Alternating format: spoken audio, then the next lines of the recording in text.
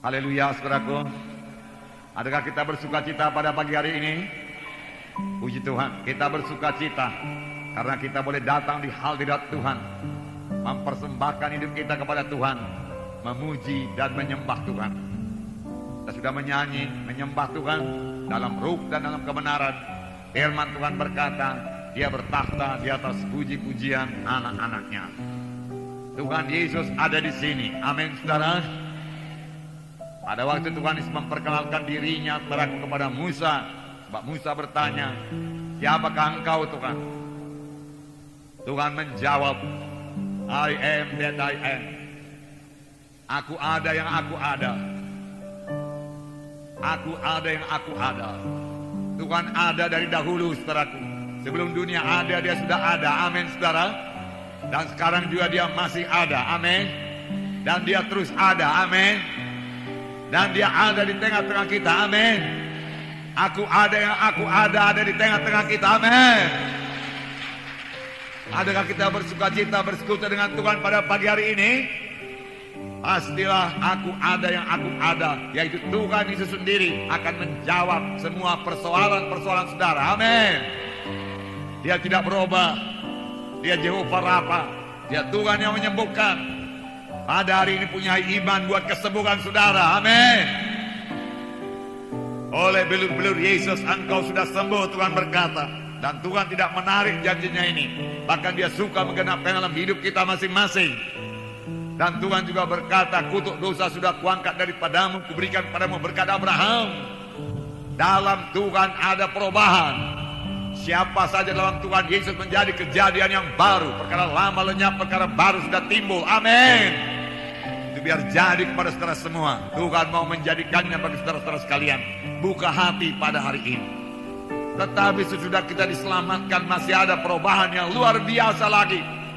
Memang pada waktu kita berdosa, kita datang kepada Tuhan Yesus, kita mengakui dosa kita bertobat, kemudian kita menerima Yesus sebagai Tuhan dan Juru Selamat kita percaya kepadanya, jika kita mengaku dengan mulut dan percaya dengan hati, maka kita selamat menjadi anak-anak Tuhan.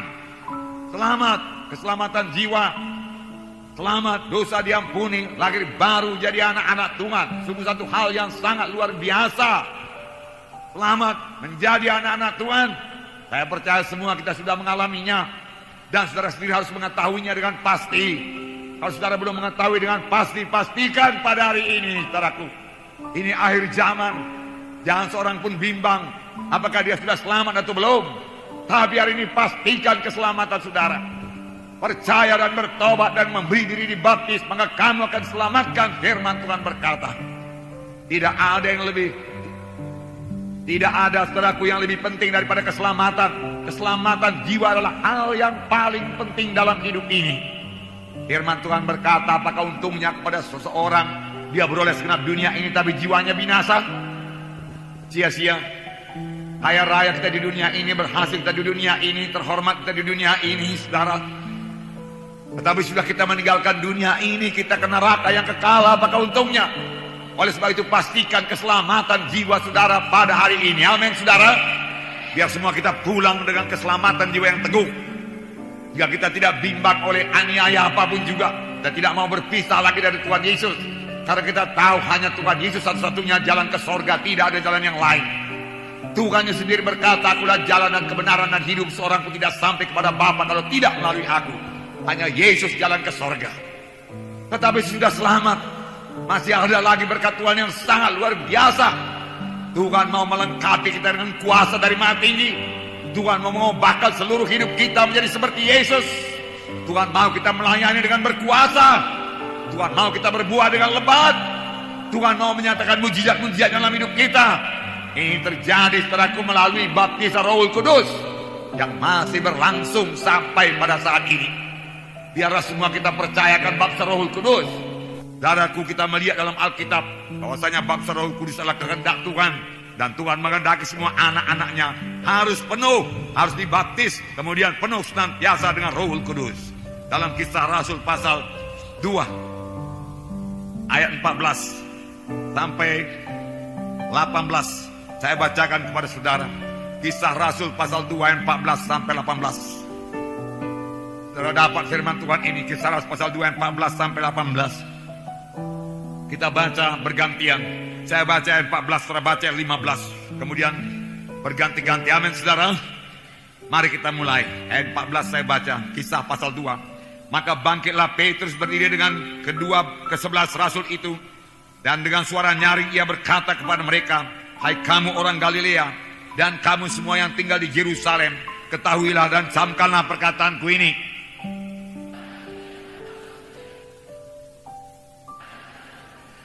Tetapi itulah yang difirmankan Allah dengan perantaraan Nabi Joel.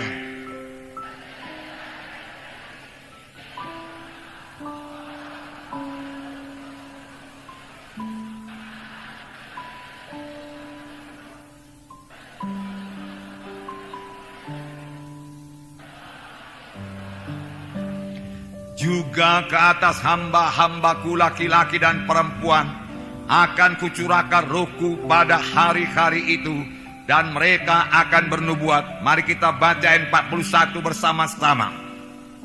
Orang-orang yang menerima perkataannya itu memberi diri dibaptis, dan pada hari itu jumlah mereka bertambah kira-kira 3.000 jiwa. Amin saudara. Puji Tuhan. Saudara, ini terjadi sesudah pencurahan Roh Kudus.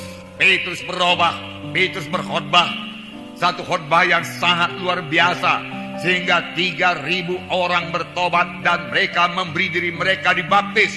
Langsung dibaptis pada hari itu juga. Bahkan mereka tidak melalui training, mereka sudah percaya, bertobat, kemudian mereka memberi diri dibaptis. 3.000 orang banyaknya. Luar biasa pekerjaan Roh Kudus. Roh Kudus luar biasa, amin saudara. Roh Kudus luar biasa masih bekerja sekarang ini, amin. Roh Kudus yang luar biasa masih mengurapi gerejanya pada hari ini, amin. Roh Kudus memberikan pengertian-pengertian bagi sidangnya, amin. Nah saudara yang kekasih, Roh Kudus memberikan pengertian kepada Petrus pada waktu itu pencurahan Roh Kudus. Dan saudara sudah mengetahui bahwasanya satu angin keras memenuhkan ruang tempat mereka berkumpul, 120 orang banyaknya. Kemudian lidah-lidah api hinggap di atas tiap-tiap orang. Lalu mereka mulai berbicara dalam bahasa-bahasa yang lain, seperti yang diilhamkan Roh itu kepada mereka untuk mengatakannya. Lalu pada waktu itu banyak orang Yahudi dari segala bangsa yang diam di negara-negara lain datang ke Yahudi, datang ke Israel untuk merayakan hari raya Pantekosta. Lalu mereka itu mendengar 120 orang ini berkata-kata dalam bahasa-bahasa mereka di mana mereka telah lahir. Walaupun mereka orang Yahudi juga. Mereka sangat heran karena orang ini tidak pernah belajar bahasa mereka sebelumnya. Tapi dengan jelas mereka memuliakan Allah dalam bahasa mereka masing-masing. Apakah ini? Apakah ini? Dia katakan. Tapi beberapa orang mengolok-olok dan berkata mereka itu mabuk oleh anggur manis. Tetapi Petrus bangkit dan berkata, ini bukan mabuk anggur sebagaimana sangkamu, karena hari baru pukul 9 pagi. Tetapi inilah kegenapan nubuat Nabi Joel yang berkata bahwasanya pada akhir zaman aku akan mencurahkan rohku kepada segala manusia. Anak-anakmu laki-laki dan perempuan akan bernubuat, tua-tuamu akan mimpi berbagai-bagai mimpi, dia katakan.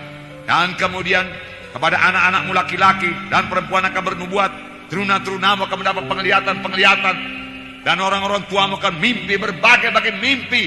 Ini akan terjadi dan ini sudah terjadi. Petrus berkata, saudara, pertama sekali mari kita lihat berkat baptisan Roh Kudus biar kita rindu. Dan kalau saudara sudah dibaptis dengan Roh Kudus, biar saudara senantiasa penuh dengan Roh Kudus. Tiap hari berbahasa roh, amin saudara. Tiap hari berkata-kata dengan bahasa roh. Ini akhir zaman, saudaraku. Dan berkata-kata dengan bahasa roh, roh saya dikuatkan. Dan kalau saya berkata-kata dengan bahasa roh, saya berkata-kata dengan Allah. Kalau saya berkata-kata dengan Roh Kudus, Roh Kudus menjadi aktif dalam saya, saudaraku. Kalau saya berkata-kata dengan Roh Kudus menguasai tubuh saya, saudaraku. Dengan dosa tidak berkuasa atas saya. Saya tidak bisa berbuat dosa sekaligus berkata-kata dengan bahasa roh, saudaraku. Karena kalau saya berkata-kata dengan bahasa roh, Saya sangat menyadari kehadiran Tuhan. Saya sangat menyadari kehadiran Tuhan. Saya tidak bisa berbuat dosa dengan berbahasa roh. Oleh sebab itu banyak berbahasa roh, banyak berbahasa roh. Amin, saudara. Harus saudara sudah dibaptis dengan Roh Kudus, senantiasa tiap-tiap hari berbahasa roh. Bahasa roh, saudaraku, bukan milik gereja Pantekosta atau milik gereja Inggris penuh yang lain. Bahasa roh adalah milik, saudaraku, setiap anak-anak Tuhan dari gereja manapun dia yang sudah dibaptis dengan Roh Kudus. Karena bahasa roh adalah tanda mereka sudah dibaptis dengan Roh Kudus. Tapi berbahasa roh tidak cukup sekali saja. Dan jangan malu berbahasa roh. Jadi tiap-tiap hari berbahasa roh itu mengaktifkan Roh Kudus dalam kita. Lalu Roh Kudus akan memimpin kita pada segala kebenaran. Amin. Lalu apakah yang terjadi, saudara? Saudaraku, kita melihat di sini apa yang terjadi. Saudara, Petrus segera mengerti. Apakah yang Petrus mengerti, saudaraku? Kegenapan nubuat Nabi Joel. Petrus mengerti, saudaraku, perkara-perkara rohani. Petrus mengerti perjanjian lama. Sebelumnya dia kurang mengerti. Jangankan perjanjian lama, saudaraku, apa yang dikatakan oleh Tuhan Yesus pun dia tidak mengerti. Langsung Tuhan Yesus menceritakan kepada Petrus mengenai sengsaranya. Namun Petrus tidak mengerti juga. Matius pasal 16 ayat 21 sampai 23. Saya membacakan pada saudara.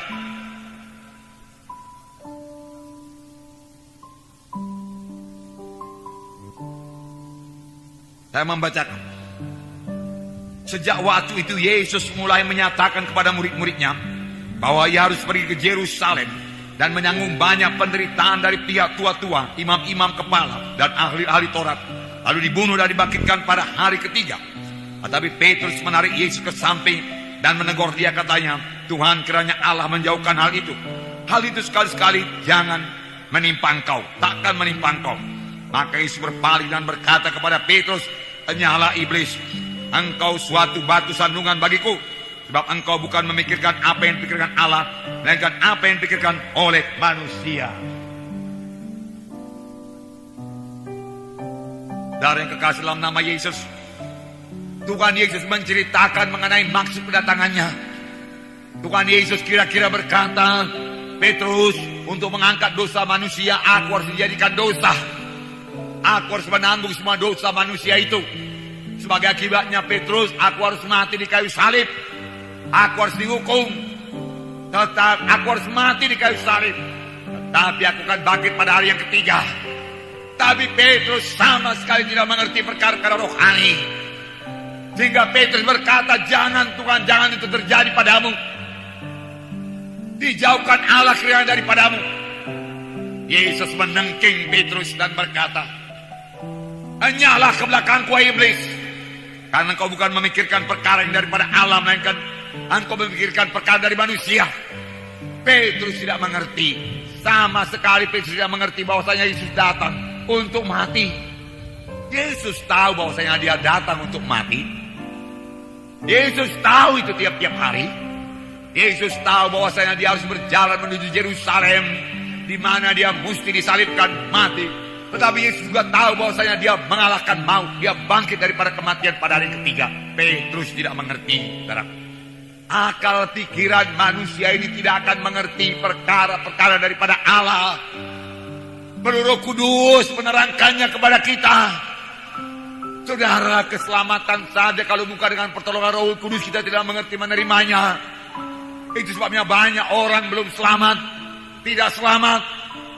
Tetapi oleh anugerah Tuhan, oleh pekerjaan Roh Kudus memperkenalkan Yesus kepada saudara melalui firman Tuhan yang disampaikan oleh hamba-hamba Tuhan. Kemudian saudara menerima Yesus sebagai Tuhan dan Juru Selamat saudara, percaya kepada Yesus dan menerima sebagai Tuhan dan Juru Selamat saudara, berkat pimpinan Roh Kudus, lalu saudara selamat. Itulah pekerjaan Roh Kudus yang luar biasa.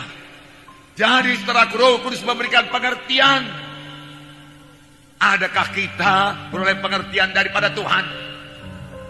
Sesudah kita dibaptis dengan Roh Kudus. Kalau belum, berarti kita kurang tanggap akan pimpinan Roh Kudus, kurang sensitif akan pekerjaan Roh Kudus. Firman Tuhan tadi berkata di sini, saudaraku, anak-anakmu laki-laki dan perempuan akan bernubuat. Masih kurang dalam sidang kita ini nubuat, saudaraku. Mohon roh nubuat, saudaraku, bekerja. Sehingga dengan nubuat kita boleh mengatakan perkara-perkara yang akan datang, mengetahui perkara-perkara yang akan datang, saudara. Kemudian dikatakan lagi di sini, orang-orang tuamu mimpi, berbagai-bagai mimpi, turun-turunamu melihat penglihatan. Dan ke atas hamba-hambaku laki-laki dan perempuan akan kucurahkan rohku pada saat itu. Dan sudah dimulai Tuhan pada hari Pantekosta, merupakan awal dari gereja. Dan kemudian berlangsung terus sampai pada akhir zaman ini. Roh Kudus masih dicurahkan. Jadilah orang-orang rohani yang penuh dengan Roh Kudus. Amin, saudara. Menerima pimpinan Roh Kudus sehingga saudara boleh hikmat daripada Tuhan. Sama sebagaimana Petrus menerima hikmat pengertian daripada Tuhan, sehingga dia mengerti mengenai nubuat Nabi Joel. Ini nubuat Nabi Joel. Ini mesti terjadi. Saudara, bisakah kita mengerti? Jika kita bisa berkata, ini akhir zaman. Krisis moneter akan terjadi. Kurang tanggap kita, saudaraku, kurang tanggap. Tuhan memberitahu banyak perkara. Tuhan memberikan hikmat, saudaraku, bagi orang yang sensitif dalam Roh Kudus dan penuh dengan Roh Kudus. Karena Roh Kudus memimpinkan kepada segala kebenaran. Saudara, sehingga apa yang dikatakan Tuhan Yesus hari itu tidak tiba-tiba datang kepadamu sebagai pencuri yang menjebak pada tengah malam. Tidak.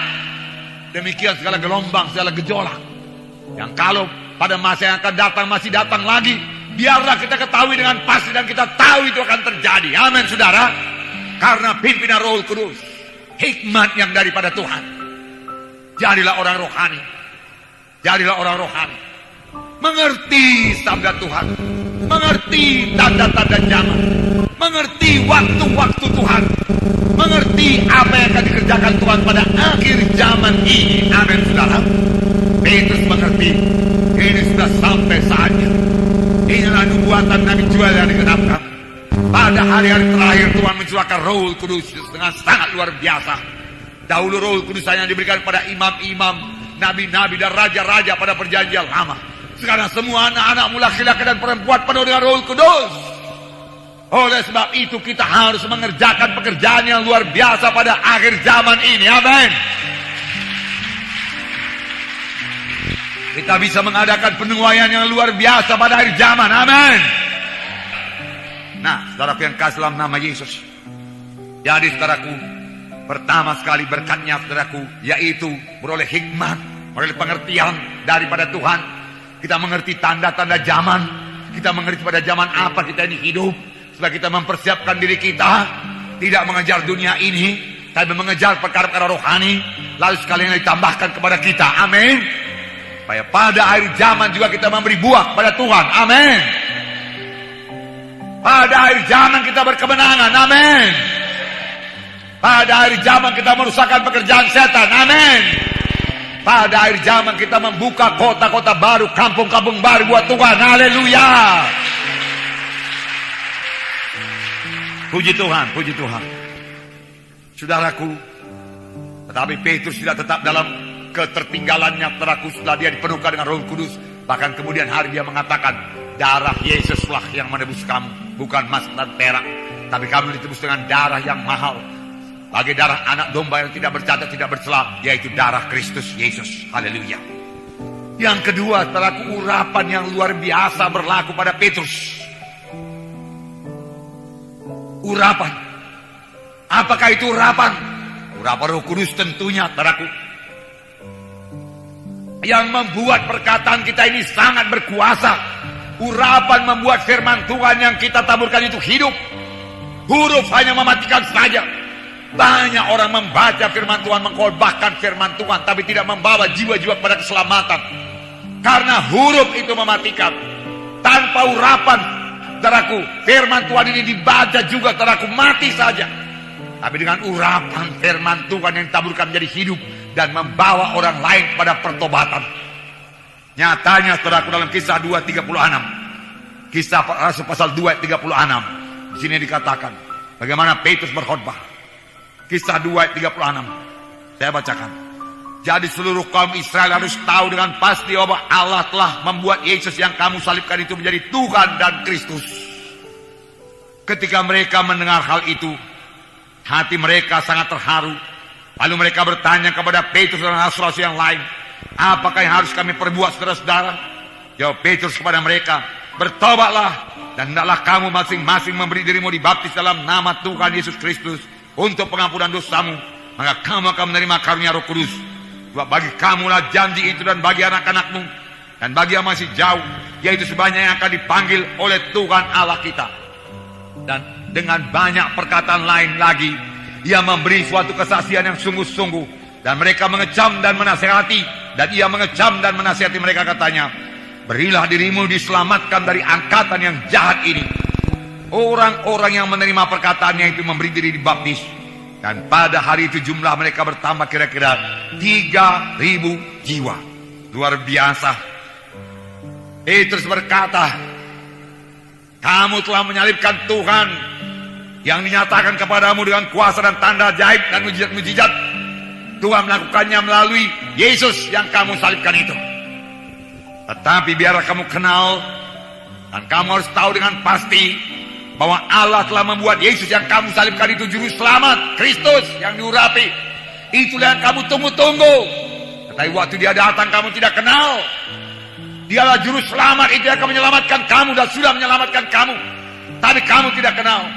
Baliknya, kamu menyalibkan dia. Tetapi Allah membangkitkan dia dari antara orang mati. Dan kami inilah yang menjadi saksi. Petrus berkata, apakah akibatnya? Urapan yang sangat luar biasa bekerja. Urapan membuat orang bertobat. Amin, saudara.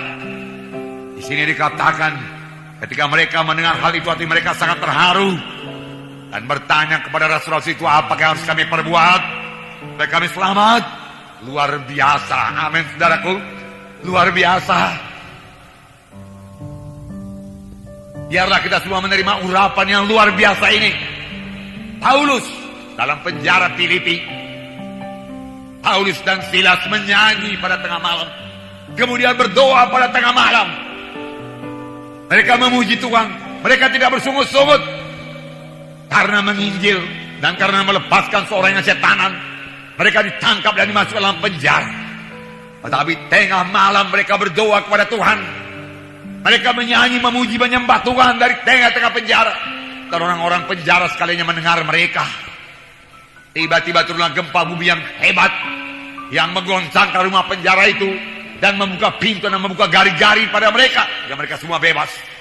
Kepala penjara datang, dan ketika dia melihat pintu-pintu sudah terbuka semua, gari-gari lepas semua, dia menghunus pedangnya mau membunuh dia, karena membunuh dirinya, karena tak dapat tiada dia akan dibunuh oleh kaisar.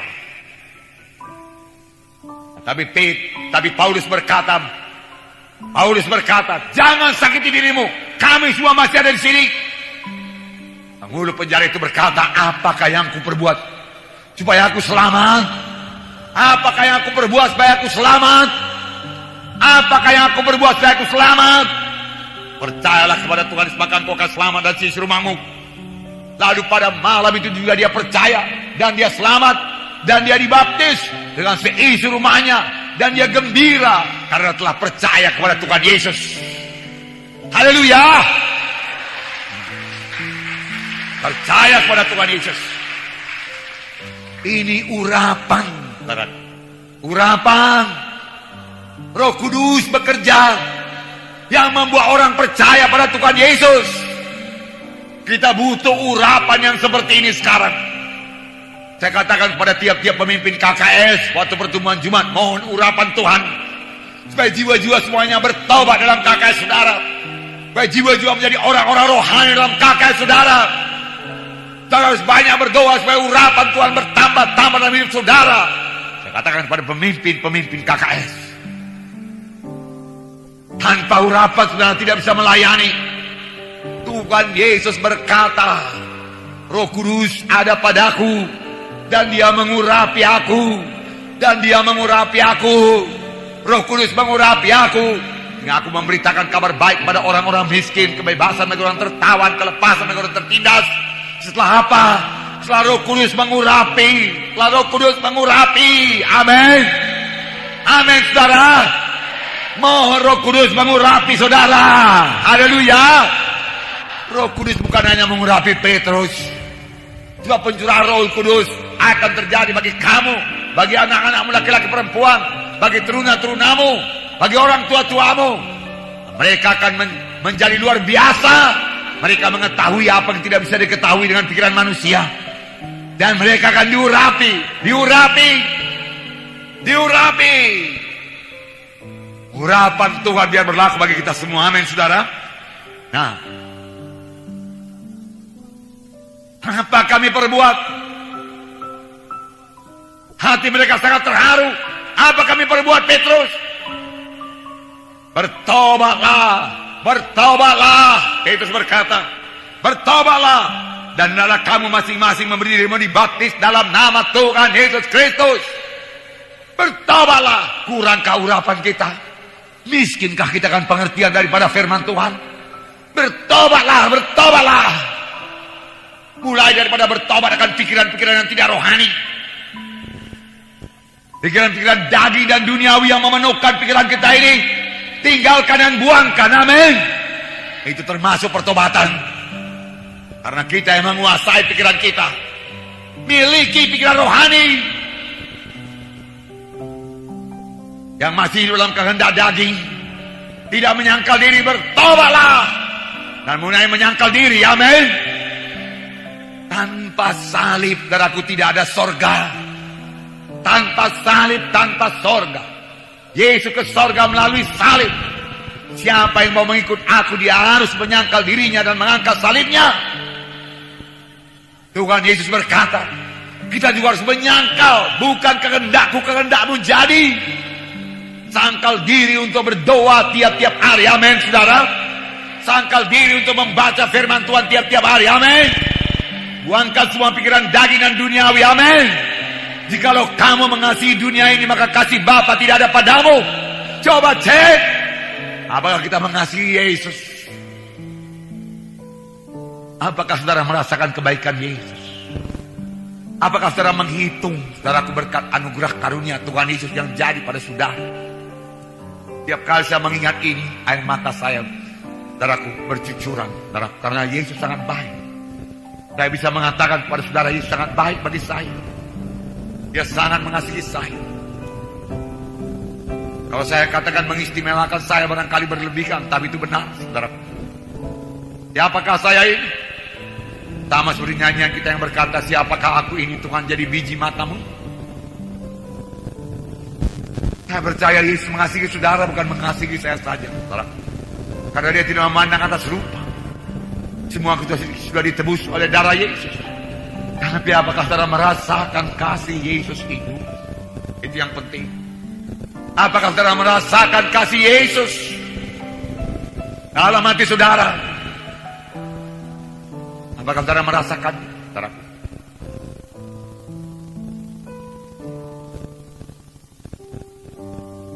Itu kan membuat, saudaraku, air mata saudara bercucuran kalau saudara merasakan betapa besarnya kasih Yesus kepada saudara.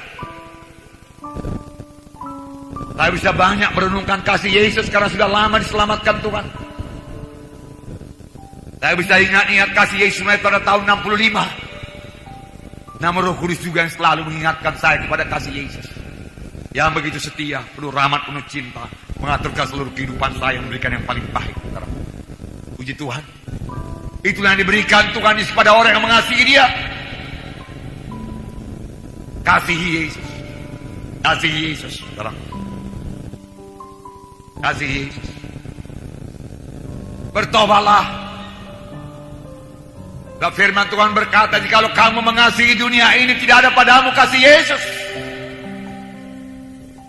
Hari ini mengasihi Yesus.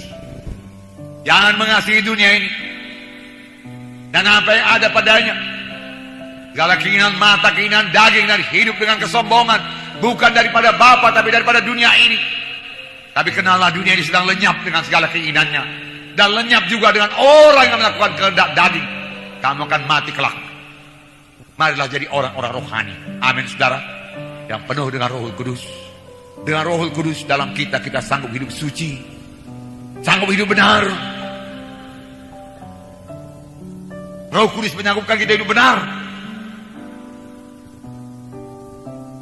Nah, bertobatlah, bertobatlah. Kemudian dia katakan, berilah dirimu dibaptis. Dan sudah bertobat, saudaraku, beri diri saudara dibaptis. Tanda saudara setuju menanamkan manusia lama. Tanda saudara setuju meninggalkan hidup lama. Tanda saudara setuju kuputuskan hidupku dengan hidup yang lama. Hidup yang mementingkan diri sendiri. Hidup dalam dosa, hidup dalam daging. Kukuburkan dalam nama Yesus. Dalam baptisan aku mulai hidup baru beserta dengan Yesus. Itulah dia baptisan. Secara bahasa sehari-hari, menurut firman Tuhan, baptisan itu adalah perintah Tuhan Yesus. Barang siapa yang percaya dan dibaptiso, baptisan, dibaptis. Baptis nggak ada, itu bukan perkataan bahasa Indonesia, itu diambil dari perkataan Greka. Bahasa Indonesia asli tidak memiliki baptis, perkataan baptis tidak memiliki. Apa artinya? Diselamkan, ditenggelamkan, dikuburkan. Kukuburkan manusia lamaku, Tuhan. Kukuburkan hidupku yang mementingkan diri sendiri ini, Tuhan. Kukuburkan hidupku yang penuh ambisi, si aku yang hebat ini, kukuburkan, Tuhan. Kutanamkan itu, Tuhan. Sehingga sama sebagaimana Yesus bangkit dalam kemuliaan Allah, aku bangkit dalam satu hidup yang baru, di mana aku boleh dipenuhkan dengan Roh Kudus, lalu berjalan dalam Roh, dan mulai hidup dengan rendah hati, dengan lembut hati, dengan mengasihi Tuhan, mengasihi jiwa-jiwa. Sehingga aku berubah, aku berubah, aku berubah. Amin. Itulah baptisan air, saudaraku. Benarkah percik saudaraku bisa melaksanakan hal tersebut? Mengertikah saudara apa gunanya dipercik itu? Saudara dulu dipercik.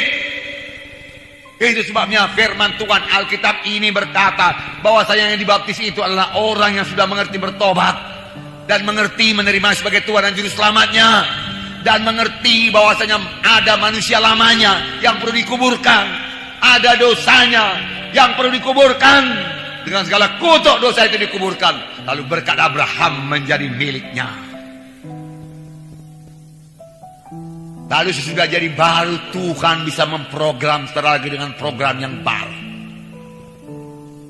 Sama sebagaimana komputer, apa yang diprogram ke dalamnya itulah yang jadi isinya. Sejak dari lahir kita ini diprogram oleh manusia lama, oleh setan.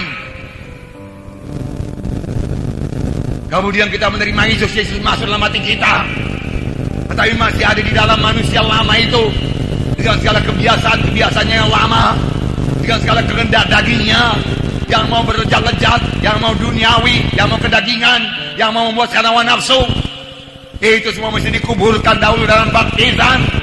Kutinggalkan semua, dikosongkan dulu semua. Lalu Tuhan memiliki program yang baru bagi kita masing-masing menjadi manusia baru, yang bisa dipakai Tuhan, yang jadi terang, jadi saksi Tuhan, jadi alat Tuhan yang berkuasa, yang berguna bagi kerajaan sorga dan berguna bagi orang lain. Amin. Jadi kekristenan bukan menjadi sekedar anggota gereja, dibentuk terus menjadi seperti Yesus. Amin. Nah, beri diri saudara dibaptis pada sore kali ini. Siapa yang mau dibaptis, beri diri saudara dibaptis. Saudara, nggak usah banyak perdebatan. Sudahkah saudara menjadi kejadian baru? Sudahkah saudara menang atas kehendak daging saudara? Sudahkah saudara bebas daripada kutuk dosa? Sudahkah saudara bebas daripada cinta kepada dunia ini, cinta kepada dosa? Sudahkah saudara bebas daripada perhambaan dosa? Kalau belum sepenuhnya bebas, udah jadi bebas sebagian, tanamkan manusia lama. Karena dosa hanya berkuasa pada manusia lama. Kuburkan itu. Dan kalau dosa itu datang lagi, pergi kau di sana, tempat baptisan itu, di situ kuburkan oleh manusia lama. Silakan ke sana. Amin, saudara. Lalu hidup baru. Hidup baru, seluruh hidup diserahkan kepada Tuhan. Boleh menjadi alat Tuhan pada akhir zaman ini, di mana sangat dibutuhkan pekerja-pekerja yang benar, pemimpin-pemimpin rohani yang benar, yang memimpin jiwa-jiwa kepada kebenaran. Haleluya, puji Tuhan. Nah, bertobatlah dan hendaklah kamu masing-masing memberi dirimu dibaptis dalam nama Yesus Kristus untuk pengampunan dosamu. Lalu kamu akan menerima Roh Kudus. Mau bertobat. Tanpa bertobat, cinta dosa tidak bisa Roh Kudus masuk. Aku sudah bosan dengan dosa. Aku tahu akibat dosa merusak aku.